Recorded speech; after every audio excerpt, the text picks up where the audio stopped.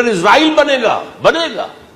حدیث میں خبریں، یہ سارے مسلمان ممالک تمہارے ہاتھ سے نکل جائیں گے مسلمانوں، یہ عراق اور اردن اور یہ اور وہ، یہاں تک کہ ترکی، سعودی عرب کا بھی شمالی حصہ نکل جائے گا. البتہ مدینے کا جو ان کا پروگرام ہے اس کو اللہ نہیں پورا ہونے دے گا، مدینے میں داخلے کی ان کو اجازت نہیں ملے گی.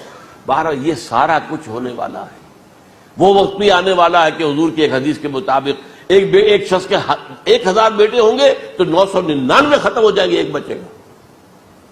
یہ وقت بھی آنے والا ہے کہ حضور فرماتے ہیں اتنی بڑی جنگ ہوگی، اتنی خوریزی ہوگی کہ پوری زمین اٹ جائے گی لاشوں سے. تو پرندہ جو ہے کوئی، ایک تو پرندے ہوتے ہیں کہ جو مردار خور ہے، گدھ ہے، وہ تو بڑی خوشی سے اتریں گے، تناول فرمائیں گے لاشوں کو. اسی طریقے سے کوے ہیں، چیلے ہیں. لیکن جو نفاست پسند پرندے ہیں وہ لاش کے اوپر اترنا نہیں چاہتے. تو ایک پرندہ اڑتا چلا جائے گا، اسے کہیں زمین پر اترنے کی جگہ نہیں ملے گی، لاشیں ہی لاشیں ہوں گی، یہاں تک کہ وہ تھک ہار کر اس کے جو ہے پر جواب دے جائیں گے. گرے گا تو لاش پر گرے گا. یہ وقت آنے والا، اور یہ یہودیوں کے ہاتھوں، یا یہودیوں کے جو سپورٹرز ہیں اس وقت، جو ان کے ہاتھ میں آلہ کار ہے، ان کے ہاتھوں آنا ہے. میرے نزدیک اس کام کے لیے اس ملعون قوم کو، کہ جو حضرت عیسیٰ کے زمانے سے ملعون ہو چکی ہے، اس کو باقی رکھا گیا ہے. اسے یہ موقع دیا گیا ہے. اس نے اسرائیل بنا لیا ہے. تقریباً 2000 سال کے بعد وہ دوبارہ آ کر آباد ہوئے اس سرزمین میں جہاں سے نکال دیے گئے تھے 70 عیسوی کے اندر. یہ سارا کچھ کیوں ہو رہا ہے؟ ان کا یہ استثناء کیوں کیا گیا؟ یہ بڑی تلخ بات ہے، یہ یاد کر لیجیے. کیونکہ یا تو قوم اسی وقت ہلاک کر دی جاتی، جیسا کہ ہوا قوم نوح، قوم ہود، قوم عاد، قوم ثمود، قوم شعیب. یہ ہوا کہ نہیں ہوا؟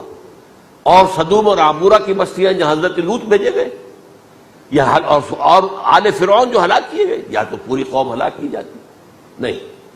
یہ یوں سمجھیے کہ اس پورے معاملے کو درمیان میں سے ایک وقفہ دے دیا گیا، حضرت عیسیٰ کو اٹھا لیا گیا، اور حضرت عیسیٰ دوبارہ آئیں گے. یہ کیوں کیا گیا؟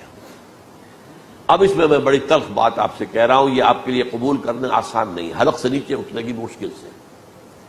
اس قوم کو زندہ رکھا گیا ہے جو ملعون اور مغضوب علیہم قوم ہے. سب سورہ فاتحہ میں مفسرین لکھتے ہیں ضالین، یہ نصارہ ہے، اور مغضوب علیہم یہ یہودی ہیں. اور قرآن کہتا ہے لعن الذین کفروا من اہل الکتاب علی لسان داؤد وعیسی ابن مریم، لعنت کی گئی.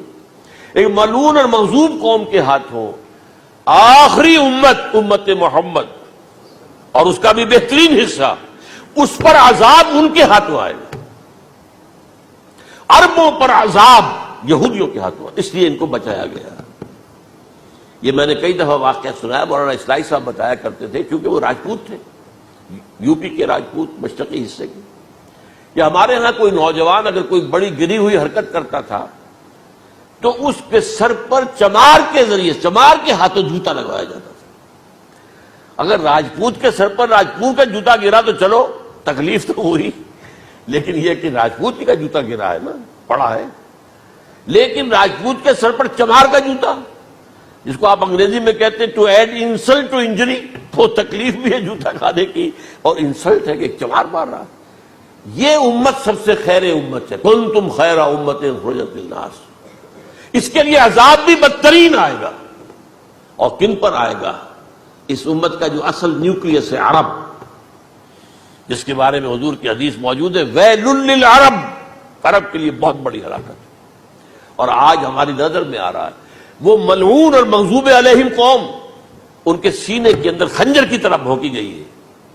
اور 30 کروڑ کے قریب عرب بے حمیتی، بے غیرتی، بزدلی، کمزوری، ذلت، مسکرت کی مثال بنے ہوئے. کوئی بول سکتا ہے اس اسرائیل کے خلاف؟ کو بول سکتا ہے؟ 30-35 لاکھ آدمی ہے اسرائیل کے اندر یہودی، اس سے زیادہ تو امریکہ میں 50 لاکھ کے قریب. کل 1.25 کروڑ آدمی ہے یہ یہودی پوری دنیا کے اندر. لیکن دیکھیے جو چاہتا کرتا ہے.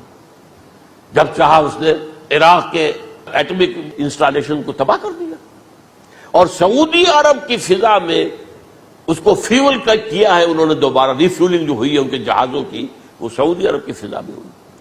اللہ تعالیٰ نے یہ کوڑا ان مسلمانوں کے لیے رکھا ہوا ہے کہ جن کے رتبے ہیں سوا، ان کی سوا مشکل ہے. جتنا اونچا مقام اللہ نے دیا عربوں کو، ان میں حضور کو اٹھایا، ان کی زبان میں اپنا آخری کلام نازل کیا، تو ان کی ذمہ داری بھی بہت ہے۔ جن کے رتبے ہیں سوا، ان کی سوا مشکل ہے۔ یہ ہے میرے نزدیک واللہ اعلم